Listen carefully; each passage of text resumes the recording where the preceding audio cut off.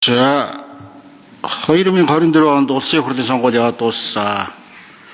Энэ 126 гишүүн сонгогдоод ажиллаж байгаа. За, гэтэл сая цагдаагийн дарга хэлэх шиг боллоо.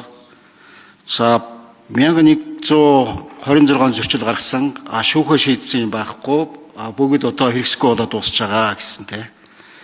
За, эн чинь тэгээ юу? Манай Баян онгор дээр ихэд манай Баян онгорын арчилсан намын дарга болох гэж байгаа нэг залууг бас дуудаад асуугаад янз бүр болоод байдаг гинэ. Тэгээ цагдаагаас бол хэрэгсэхгүй болгоод ингээд тийм санал гаргаа явуулсан юм байна. Тэгээ хаан ч гинүү, прокурор ч гинүү, юу ч гинүү бас уцаагаад байдаг гинэ. Бас л нэг орон нутагт нэг хонгил үсэх гээд байгаа юм уу яах гээд байгаа. Нэг. За энэ дээр одоо яах ёстой юм бэ? Нэг сонгуул яваад дууссан бол тэгээ нэг цэглээ дуустдаг баймаар байна. Тэгэхгүй бол за цагдаа дарболд хариулга. Нэрлэгшигч.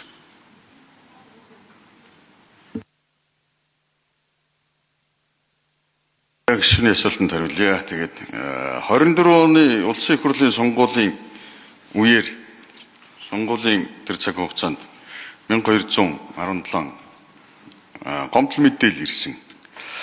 Гэмтргийн шинжтэй нэндээс 450, зөрчлийнх нь 797, тэгээ хэрэг нэгэд шалгасан хэрэг бүртгэлтийн дугаартай хэрэг нь 14, зөрчлийн хэрэг 43, ингээд бусад бас төрийн байгууллагуудад харьяалаар шалгаж шийдвэрлэхээр 5-ыг, ингээ хэрэг бүртгэлтийн хэрэг нээхээс ингээд татгалцсан 241 гэдэг ийм статистик тоо байна. Одоо